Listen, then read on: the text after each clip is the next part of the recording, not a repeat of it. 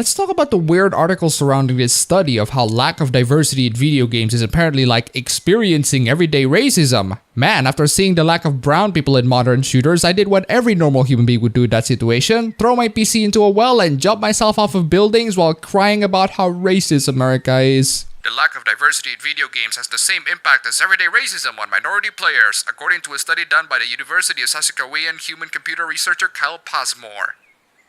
If the study turns out to have come from online surveys, looks like I need to add another reason why this university should be nuked, probably alongside the fact that my filthy foreigner tongue can't pronounce that. But before we nuke more universities and indulge further into my escapist fantasies, I just want to say huge thanks to Serva Hero, Dust902, Jose, and Scott for the pledges on Patreon. You guys are fantastic. To conduct his study, Passmore sent out a 92-question survey to nearly 300 Americans in an effort to see how this lack of diversity affects players. We started out talking to friends, people of color. We created a survey that asked the types of questions that are on people's minds but get buried or not approached, Passmore told CBC. 92 questions survey to nearly 300 people. I don't know about you, but that's not going to be representative enough to highlight the impact, if you ask me. What they found was lack of diversity in video game characters has different effects on players based on their own real-world experiences. The same long-term effects of depression, detachment, disengagement, low self-worth are present as outcomes, as you would see in everyday daily racism, Passmore said. So, lack of diversity in video games cause similar long-term effects of depression, detachment, disengagement, and low self-worth? Are you picking your sample sizes from a psychiatrist patient list? According to the findings, video game players want to play as characters they can identify with. However, most protagonists in major games are white. If there is Stop. When players say they want to play as characters they can identify with, what they meant is they want to play as characters that they can relate to. They want to play as characters that can have emotions, feelings, and some form of humanity. This is regardless of the race, gender, or sexuality, because if you missed it, human beings have empathy. I will let Yahtzee to slam you in the face with this one. For female protagonists, female gamers need characters they can identify with and look up to, because it's not like themes of adversity and the human condition are fairly universal. No, I can only possibly relate to a character with whom I share some circumstantial physical characteristics, because I'm fucking psychotic. However, despite the desire for diversity, when asked how respondents felt the United States will respond to more diversity in games, Passmore says that they were divided in what they thought. As CBC puts it, many predicted a negative reaction from some groups of people, but the same respondents said they believed their own community would support an increase in diversity.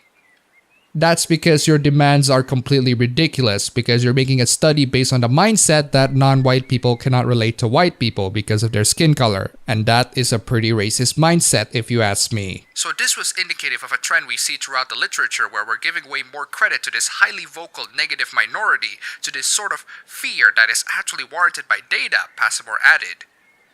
No, it's not data, because the study is based on an online survey off of a biased sample size consisting of, I don't know, how can you find nearly 300 people that somehow felt uncomfortable after not seeing people who are not the same skin color as them? Passmore's findings aren't entirely surprising. The game industry, especially the AAA scene, is dominated by a predominantly white male workforce. As one might expect, because of this, game protagonists are often white than male. That's not to say there haven't been efforts by game developers to change up the mix, but even then, there have been short-sighted changes that, yes, change the gender of a character, but still appropriate other cultures.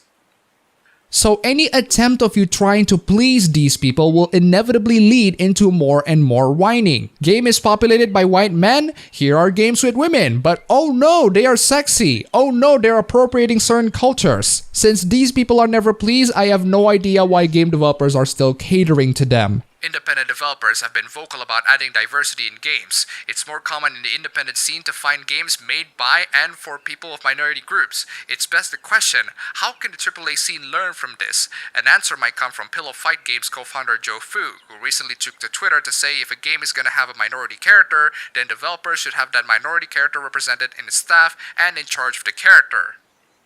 By the way, if you guys notice some typos in there, that's not me. That's literally the article. Check it out for yourself. Alright, let's get to the tweet, shall we? It's pretty awful when you scroll down on a video game campaign page that boasts genuine blank culture and then see only white dudes and no blank people at all. It's 2018, people. If you want your video game to include a character who wears tribal tattoos, you best hire people who could wear them in real life.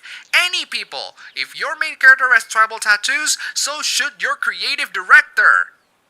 Well, you would probably follow this advice if you are naive and don't understand how Tumblr rights work, but then again, Anita is still pissed at even the most modest of character designs, even when they're designed by women, and just recently Waypoint is pissed at the developers of Red Strings Club for dead naming a trans character in the game, even though one of the people who worked in the game is trans. So even if you have people who are parts of the culture or part of a gender identity, etc., you're still gonna have people whining. There's nothing you can do to make these people to stop complaining, so might as well do whatever you're currently doing and ignore them entirely. One of the reasons for this lack of diversity may come from a belief by some in the game industry that if a white male is in the game's main character displayed prominently in front of its box, the game won't sell well. In 2012, when launching The Last of Us, Naughty Dog creative director Neil Druckmann said he had to fight with publisher Sony to keep Ellie, one of the game's protagonists, front and center of the game's key art, as opposed to male protagonist Joel.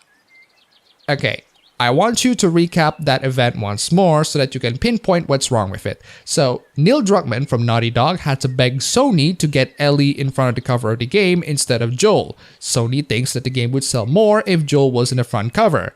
Now, can you pinpoint to what's wrong with it?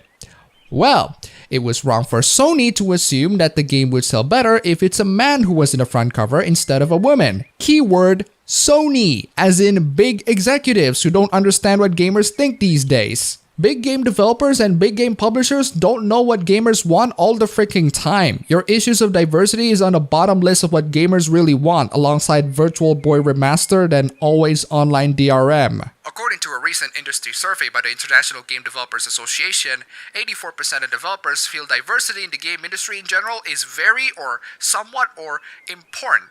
But that said, only 42% of people polled feel it's taken steps to create a more diverse workplace, down from 47% in 2016. And what's the impact of having those diverse games again? Not quite sure, but if Western game developers and publishers are taking steps on being more diverse, then they failed miserably in 2017, because most of the games that I love in that year are either Japanese or indie or AA games. So I don't know, progressives, I think you should keep begging for more diversity so that you can destroy AAA games the same way you destroyed Marvel. I mean, BioWare is certainly moving to that direction, continuing their progress into becoming more and more irredeemable. In other news about diversity and racism in gaming, we have this bizarre article. Why black girl gamers matter. While the gaming industry, like many others, lacks in representation of black female gamers, the black girl gaming community online is great and growing.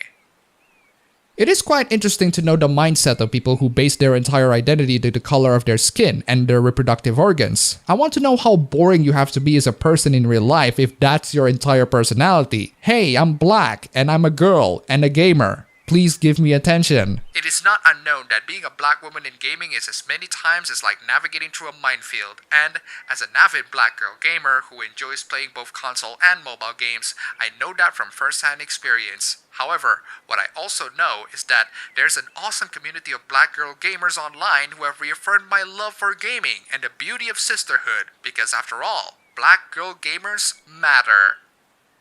I don't know about you guys, but it feels like I've stumbled into some form of a cult. Sisterhood of Black Gamer Girls Online? Maybe because I'm not too familiar with the Western culture, but from where I'm from, we split our groups based on more sensible and productive things like locations. For example, gamers of City A, or gamers of City B, or gamers of Country A, etc. Or maybe we split ourselves based on the platforms we play, like PC Master Race or the console peasants, filthy mobile plebs, etc. I have no idea what the productive use of identifying yourself as a black gamer girl unless you want to start off a freaking cult to fight off against those evil white men. While the gaming industry, like many others, lacks in representation of black female gamers, the black girl gaming community online is great and growing. Beyond the frequent interactions I have on social media with gamers who look like me, there are also several online spaces that help cater to and cultivate the black girl gaming community. Groups like Official Black Girl Gamers and Thumbstick Media draw huge engagement and are necessary platforms. These groups and the discussions we have among them have brought me a great sense of community, support, and a safe space to ask questions and discuss the gaming industry without bigoted backlash. Well, good for you. Good for you.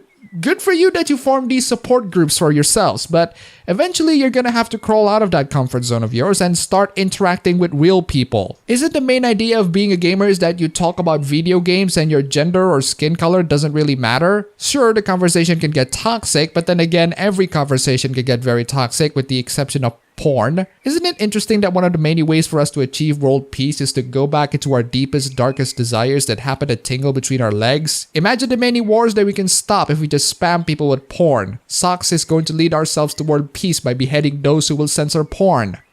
Whoa, a Shimoneta reference. Haven't made that for ages now. These groups remind us time and time again that black girl gamers deserve to be seen because we exist. We're very active and deserve to be seen in a positive light. More black female protagonists, and protagonists of color for that matter, should be available, and there shouldn't be much debate about this. Isn't it such a bad thing for the main character to be anyone other than white male?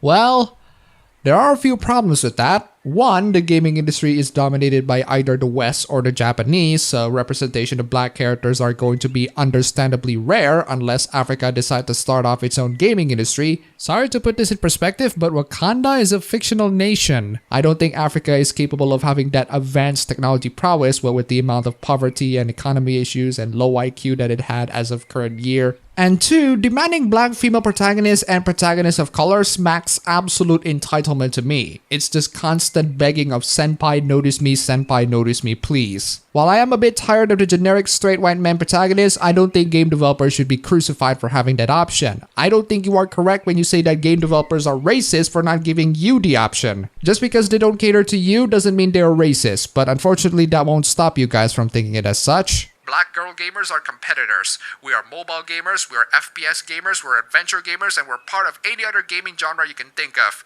We are here, we game just as hard, and we are here to stay. Game on, girls. This piece has been brought to you by Google Play. I'm sorry, what was the last part? It was brought to you by Google Play? Wait. Wasn't there a commercial from Google Play that virtue signals about women playing video games? Oh wait, there was! Whoever said gaming was for boys was so wrong. Yeah, this video existed for a while now. It's basically a promotion from Google Play about how women are gamers too, guys. They just play games on mobile instead of the actual dedicated gaming platforms like the consoles or PC. But then again, this is a Google Play commercial and not a Sony or Xbox commercial. It's not like Microsoft is gonna pull off its own Blacks in Gaming or something.